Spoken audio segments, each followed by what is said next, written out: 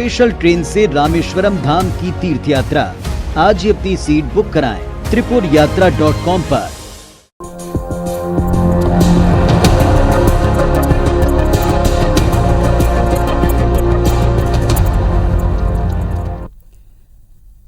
नमस्कार, बहुत स्वागत है आप सबका। मैं पुनीत पाठक हूं और आप देख रहे हैं हमारा खास कार्यक्रम मुद्दा गर्म है। हर घर तिरंगा अभियान पर सियासत थम ही नहीं रही। कुछ दिन पहले प्रधानमंत्री मोदी ने सभी से, देशवासियों से यह अपील की कि सोशल मीडिया पर अपनी डीपी पर तिरंगा लगाएं और इसके बाद प्रधानमंत्री समेत कई केंद्रीय मंत्रियों ने, राज्यों के मुख्यमंत्रियों ने, विपक्षी दल के नेताओं ने, आम लोगों ने, सबने अपने डीपी पर तिरंगे की फोटो लगानी शुरू कर दी। लेकिन तब तक आरएसएस और संघ प्रमुख मोहन भागवत ने अपनी डीपी नहीं बदली। इसके बाद विपक्ष और खास तौर पर कांग्रेस पार्टी उन पर जमकर निशाना साधते रहे।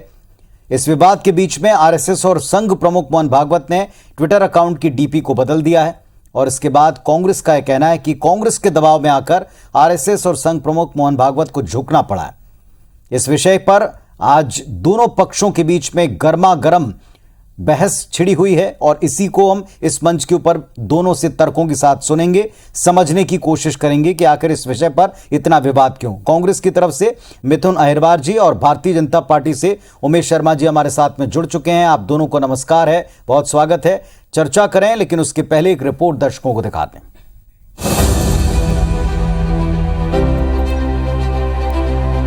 देश इस वक्त आजादी का अमृत महोत्सव मना रहा है, लेकिन तिरंगे को लेकर हो रही सियासत ने एमपी की राजनीतिक मिजाज को फिर गरमा दिया है। दरअसल दिग्विजय सिंह ने आज ही अपने ट्वीट के जरिए राष्ट्रीय स्वयंसेवक संघ यानी आरएसएस को फिर से निशाने पर लिया है।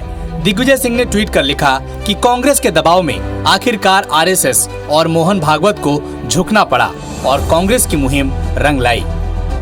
45-52 साल जिनने नागपुर के मुख्यालय में तिरंगा नहीं फहराया, वो अपनी डीपी में भी लेके आ रहे हैं और देर आए दुरुस्त आए।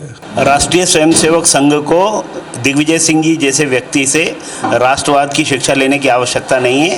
ये आप अभी मुहिम चल रही है हर घर तिरंगा के नाते से। इस नाते से सभी लोगों ने अपना उसमें जो डीपी में अपने फोटो लगाए हैं। आरएसएस ने ट्विटर अकाउंट की डीपी बदली, जिसके बाद कांग्रेस फ्रंट फुट पर है।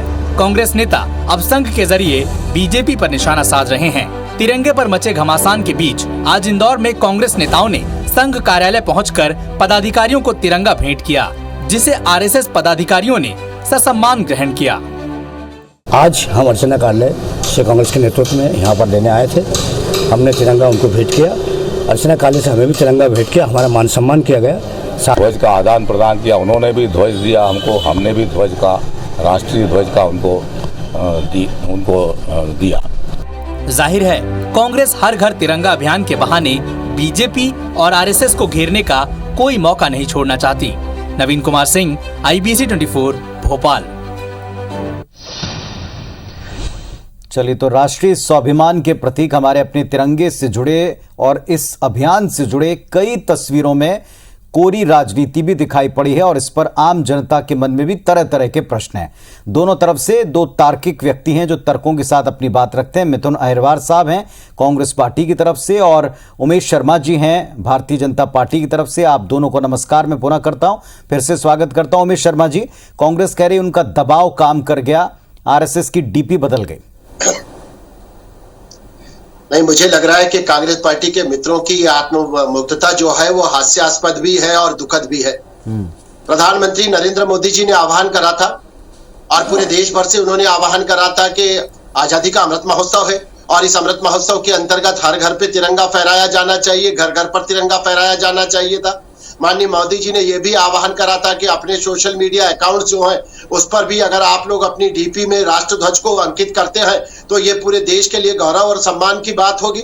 तो पूरे देश भर में इस तरह का वातावरण का निर्माण हुआ है और 13 फरवरी से 15 फरवरी तक चूंकि इस अभियान के 2 दिन का ये जो अभियान है इसके महत्वपूर्ण 2 दिवस थे, तो आज हमारे राष्ट्रीय स्वयंसेवक संघ के परम पूज्य संघ चालक जी ने भी अपनी डीपी में परिवर्तन करा है और राष्ट्रीय स्वयंसेवक संघ का जो ट्विटर हैंडल है उस पर भी आज परिवर्तन करा गया है, क्योंकि 13 फरवरी से 15 फरवरी तक का ये महाअभियान चलने वाला है, इसलिए आज की इस मंगल तारीख पर यह परिवर्तन करा गया। अब कांग्रेस के मित्र अगर इसका श्रेय लेना चाहते हैं तो कोई बात नहीं, हम उनको थैंक यू वेरी मच करते हैं, धन्यवाद करते हैं। अगर आपको ऐसा लगता है, हम तो कह रहे हैं कि उनको सोनिया गांधी जी और राहुल गांधी जी को भी इस विषय में जागृत करते रहना चाहिए कि एक आध तिरंगा फहराते हुए दोनों माँ बेटे में से किसी एक का फोटो आ जाए और राष्ट्रीय ध्वज के साथ सोनिया जी आ जाए या राहुल जी आ जाए। भाई कांग्रेस पार्टी के नेता है, कांग्रेस पार्टी के मित्रों की बात को मुझे लगता है कि वो सम्मान पूर्वक ग्रहण करेंगे। और जहां तक राष्ट्रीय स्वयंसेवक संघ का प्रश्न है पुनीत जी, राष्ट्रीय स्वयंसेवक संघ की देशभक्ति के लिए, राष्ट्रीय स्वयंसेवक संघ की राष्ट्रीयता के लिए, राष्ट्रीय स्वयंसेवक संघ के इस देश के प्रति अगाध समर्पण को लेकर हमें किसी के भी प्रमाण पत्र की आवश्यकता नहीं है। इस हिंदुस्तान का प्रत्येक नागरिक राष्ट्रीय स्वयंसेवक संघ के इस आचरण और संस्कार से भली भांति परिचित है। चलिए मिथुन जी, भारतीय जनता पार्टी का इस पर उत्तर आपने सुन लिया। कांग्रेस पार्टी को क्या ये खुशफहमी है, क्या ये गलतफहमी है, या क्यों उसको लगता है कि आपके दबाव में आरएसएस ने किया, जबकि 13 से 15 अगस्त तक ये अभियान चलना था और 13 से 15 अगस्त के बीच उनका डीपी बदला गया? देखिए, ना कांग्रेस पार्टी को खुशफहमी है, ना कांग्रेस पार्टी को गलतफहमी है, लेकिन भाजपा को लगता है कि मध्य प्रदेश समेत पूरे देश की जनता है वो वहमी है। बात दरअसल ये है कि जिस तिरंगा को लेकर के इतना प्रोपेगेंडा भारतीय जनता पार्टी के द्वारा बनाया जा रहा है, उसके बारे में सच्चाई ये है कि ये जो मैं अपने गले में पट्टा पहना हुआ हूँ, ये भी तिरंगा है। ये तिरंगा के प्रति हमारा समर्पण है कि जो राष्ट्रीय ध्वज जिसमें 3 रंग है, वैसे ही हमने अपनी कांग्रेस पार्टी की ध्वज को भी बनाया। भारतीय जनता पार्टी और आरएसएस, इन दोनों के झंडों में देख लीजिए 3 रंग नहीं है। अब आते हैं राष्ट्रीय ध्वज की ओर। जिस राष्ट्रीय ध्वज को आरएसएस के मुखपत्र ऑर्गेनाइजर ने बताया कि ये 3 रंगों के कारण अशुभ है, जिस आरएसएस के नागपुर में अगर 3 लोगों ने झंडा फहरा दिया तो आरएसएस के लोगों ने उन्हें जेल भिजवाया, उन पर केस कर करके। उस आरएसएस में जब आरएसएस के द्वारा शासित भारतीय जनता पार्टी की सरकार आती है, वो एक तिरंगा अभियान चलाने की बात कहती है, तो इस देश में ये इतिहास याद रखा जाएगा कि पूरे देश में यदि आखिरी में, सबसे आखिर में अगर अपनी डीपी किसी ने बदल करके तिरंगा लगाया है तो वो आरएसएस है। तिरंगा इस देश में सबसे आखिरी व्यक्तित्व है जिन्होंने आरएसएस के लोगों ने डीपी को बदल के तिरंगा लगाया। अब आते हैं राष्ट्रीयता पर। तो भारतीय जनता पार्टी के लोगों ने हमेशा इस बात को सुनिश्चित किया कि राष्ट्र के जो विषय और मुद्दों हैं उनको बदल करके ऐसे विषय मुद्दे लाए जाएं जो इस देश में पहले मुद्दे ही नहीं रहे।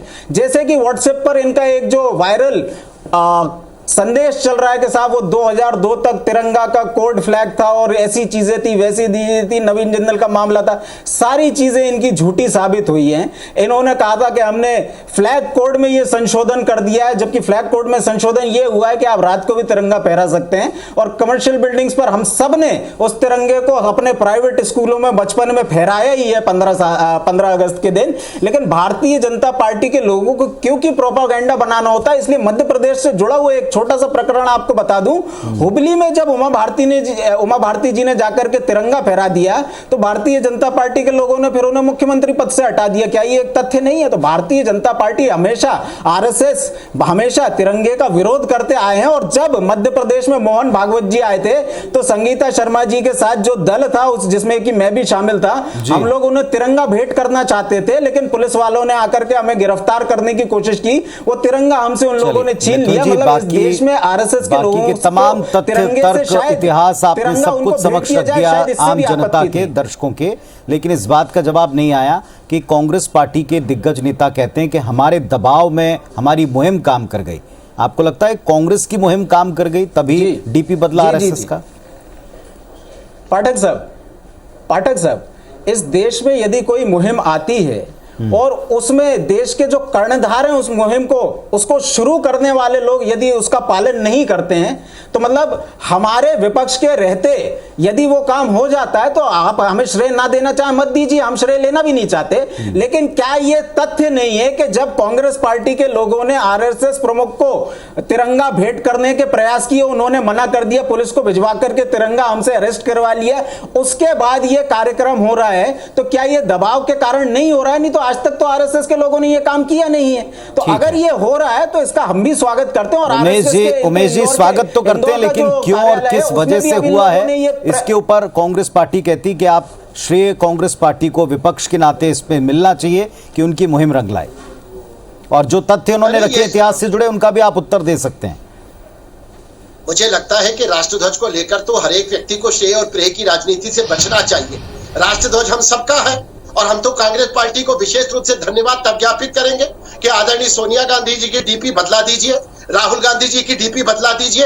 आप कह रहे थे अभी मिथुन जी मेरे छोटे भाई सोनिया गांधी जी ट्विटर पे नहीं है सर। इतिहास इस बात को याद रखेगा कि सबसे डीपी में लगा हुआ है, गई थी। मोहन भागवत जी से पहले लगा है। याद रखेगा कि 13 अगस्त को जो ये अभियान प्रारंभ हुआ है, अभी 13 अगस्त की दोपहर में जब आप और हम यहाँ बैठे, और मुझे लगता है कि अभी तक भी सोनिया गांधी जी की डीपी में तो तिरंगा लगा नहीं है, राहुल गांधी जी की डीपी में तिरंगा लगा नहीं है। जी, मैं जवाब अगर देता अपनी हूं पीठ को थपथपाने का कांग्रेस पार्टी के नेताओं को इतना शौक है तो दिग्विजय सिंह जी को मुझे लग रहा है कि सोनिया गांधी जी को प्रेरणा प्रदान करना चाहिए।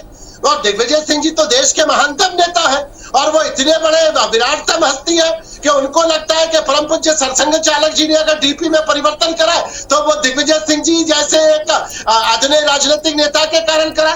तो मुझे लग रहा है कि उनको ये प्रेरणा फिर सोनिया जी और राहुल जी को देना चाहिए। एक तो ये बात जी, मिथुन जी उत्तर दें। 13 अगस्त से 15 अगस्त तक का अभियान था। देखिए, भारतीय जनता पार्टी से उमेश शर्मा जी बात सुनिए जरा, आपने कुछ प्रश्न पूछे हैं उनका जवाब देने दीजिए। ये राहुल गांधी जी की डीपी है, देख लीजिए साहब, इसमें तिरंगा क्या आपको दिखाई नहीं दे रहा है? सोनिया जी को लेकर के आप प्रश्न पूछ रहे हैं, सोनिया जी सोशल मीडिया पर है ही नहीं।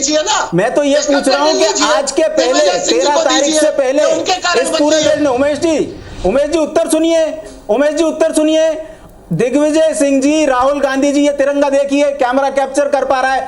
आरएसएस प्रमुख मोहन भागवत जी के पहले उन्होंने ये बदल दिया, लेकिन आरएसएस प्रमुख मोहन भागवत जी इस देश में वो आखिरी शख्स क्यों है जिन्होंने तिरंगा बदला? क्या ये दबाव के कारण नहीं किया गया? क्या देश की जनता मूर्ख थी जो पहले से ये काम कर रहे थे? तो मुझे लगता है भारतीय जनता पार्टी के लोगों को, साथियों को अपने तर्कों को, अपने ज्ञान को मजबूत करने की आवश्यक है। सोनिया गांधी जी सोशल मीडिया पे है नहीं, राहुल गांधी जी ने मोहन भागवत जी से पहले कर लिया था। दिग्विजय सिंह जी के डीपी पे आप जाकर के देख लीजिए, दिग्विजय सिंह जी के डीपी पर तिरंगा लगा हुआ है। तो आप लोगों को थोड़ा सा रिसर्च करना चाहिए, अपने दिन को इस बात की जानकारी लेनी चाहिए। तो कांग्रेस को इस बारे में ज्ञान ना दे, ये कांग्रेस का झंडा देख लीजिए साहब, ये भी तिरंगा है। हमने तो अपने राष्ट्रीय, अपने जो पार्टी का फ्लैग है उसको भी तिरंगा बना के रखा है। आप लोग थोड़ा सा बदलाव कीजिए, केवल जो भी रंग है आपके कंडे। चलिए साहब, एक मूल प्रश्न के साथ इस मुद्दा गर्म में लौटूंगा। ये मुद्दा गर्म है, वाकई मुद्दा गर्म है, लेकिन मुद्दा ये है कि आप हमारे राष्ट्रीय स्वाभिमान से जुड़े तिरंगे को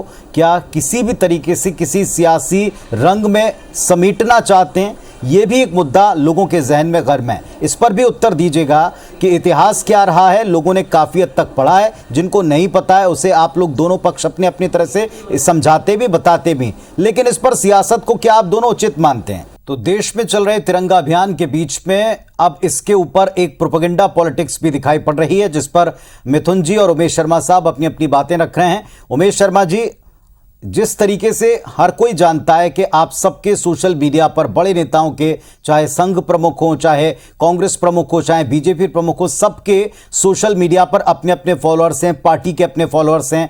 आप भी चाहते हैं राष्ट्रध्वज का सम्मान, कांग्रेस भी चाहती है राष्ट्रध्वज का सम्मान, फिर इसमें ये प्रोपेगेंडा पॉलिटिक्स क्यों मिला दी जा रही? नहीं, मुझे लग रहा है कि प्रोपेगेंडा पॉलिटिक्स जैसा कुछ भी नहीं है। देश के प्रधानमंत्री ने आह्वान करा है और सद्भावना के साथ राष्ट्रीयता से ओतप्रोत होकर यह भाव संकल्प व्यक्त करा है कि हर घर पर तिरंगा फहराया जाना चाहिए। और प्रधानमंत्री नरेंद्र मोदी जी के उस आह्वान का बहुत व्यापक असर भी हुआ है। और आप देखिए कि लाखों की संख्या में मुझे लग रहा है कि ध्वज जो है वो देश भर के अंदर फहराए जा रहे हैं और घरों पर लगाए जा रहे हैं। सोशल मीडिया अकाउंट भी इस आह्वान से अछूते नहीं रहे हैं। वहां पर भी मुझे लग रहा है कि तिरंगे को लेकर आदरणीय उमेश जी, उसी क्रम में कांग्रेस पार्टी ने कहा कि सबसे लेट जो आप लोगों ने एक अभियान शुरू किया उसमें आरएसएस का डीपी सबसे लेट बदला, कांग्रेस ने अपना पहले बदल लिया। इसमें आपको कुछ त्रुटिपूर्ण लगता है, गलत लगता है? नहीं, मुझे लग रहा है ये कांग्रेस पार्टी का अपना लोकतांत्रिक अधिकार है कि वो हर एक मुद्दे पर आलोचना करे। पर मुझे लग रहा है कि कुछ विषय ऐसे होते हैं कि जो राष्ट्र, धर्म और संस्कृति से जुड़े होते हैं, उन पर प्रतिक्रिया व्यक्त करने के पहले जल्दीबाजी से बचना चाहिए और धैर्य पूर्वक विचार भी करना चाहिए। खैर, दिग्विजय सिंह जी से हम धैर्य की अपेक्षा कभी करते नहीं है। दिग्विजय सिंह जी एक छपास पिपासु नेता है और उनका जो राजनीति का कई दफा कहते हैं उमेश जी कि अच्छी बातों का अनुसरण करने में कोई संकोच नहीं होना चाहिए। कोई भी आह्वान करे, अगर अच्छा है, अगर संकल्प बढ़िया है, देश हित में, तो आपको उसको स्वीकार करना चाहिए। नहीं तो हमने कहा स्वीकार करा है। पर अब दिग्विजय सिंह जी, मुझे लग रहा है कि राजनीति के ऊंचे स्तर पर आ जाएंगे। आके परम पूज्य सरसंघ चालक जी की डीपी का परिवर्तन होगा और निर्धारित 13 अगस्त को होगा, और उसके बाद दिग्विजय सिंह जी का भी श्रेय लेने निर्धारित तिथि के ऊपर डीपी बदल गई, इसमें आपको श्रेय की आवश्यकता क्यों है? नहीं, श्रेय की बात नहीं है। उमेश शर्मा जी जो बात कह रहे हैं कि हम लोग आलोचना कर रहे हैं, हम आलोचना नहीं कर रहे हैं, हम समीक्षा कर रहे हैं कि जिस संगठन ने पूरे देश को आज़ादी के बाद अपने अलग अलग डायमेंशन से परिचित कराया, आज़ादी के बाद जिन्होंने तिरंगे को अशुभ बताया, जिसके लिए कहा गया कि तिरंगा जो है 3 रंग वाला है इसलिए अशुभ है, हम इसका विरोध करते हैं, ये हमारे समाज का प्रतिनिधि कभी नहीं हो सकता। जिस तिरंगे को लेकर के इन्होंने, अगर इनके नागपुर के कार्यालय में किसी ने ध्वज फहरा दिए तो उसको जेल भिजवा दिया, उसको लेकर के यदि आपका आज हृदय परिवर्तन होता है, आप घर वापसी चाहते हैं राष्ट्रीय स्तरों को लेकर के, लगता है कि यूट्यूब उठा के देख लिया जाए राष्ट्रीय स्वयंसेवक संघ के नागपुर के मुख्यालय पे, तो प्रतिवर्ष ध्वजा आरोहण होता है। और मुझे लग रहा है कि सैकड़ों वीडियो यूट्यूब पर पड़े हैं, और परम पूज्य सरसंघ चालक मोहन भागवत जी के पिछले 4-5-6 साल से निरंतर यूट्यूब पर ऐसे कई सारे वीडियोज हैं जिन पर आरएसएस की आलोचना भी की गई है और तथ्य भी रखे गए हैं। इसी यूट्यूब पर जाकर के देख लीजिए, जो तथ्यात्मक चैनल है वो बता रहे हैं कि आरएसएस की इस मामले में सच्चाई क्या है, और जो प्रत्यक्ष है उसको प्रमाण की क्या आवश्यकता है। देख लीजिए पूरे देश में, क्या ये तथ्य में इतिहास में दर्ज नहीं होगा कि इस देश में सबसे आखिरी में अगर किसी ने डीपी चेंज करी है तो आरएसएस ने की है। तो कितना दिल पे पत्थर रख करके इन लोगों को ये काम करना पड़ा है, क्योंकि पूरे देश का दबाव उनका था, कांग्रेस पार्टी का विपक्ष के रूप में इन पर दबाव था। क्या पता शायद नरेंद्र मोदी जी की सरकार का भी इन पर दबाव हो, इस कारण अब तक जो नहीं हो रहा था अब ये किया गया है। तो पूरे देश की तरफ से आरएसएस को बधाई देता हूं कि इस देश में सबसे आखिर शख्स आप वो लोग हैं जिन्होंने अपनी डीपी का तिरंगा बदला है। आगे से कोशिश करिएगा कि सबसे पहले आप ये काम करें, राष्ट्र विरोधी काम करने की बजाय जब राष्ट्र के गरिमा का ऊंचे करने की बात आए तो आरएसएस सबसे आगे उस मामले में खड़ा रहा है, उस पंक्ति में सबसे आगे खड़ा रहा है। आगे से होने पाया।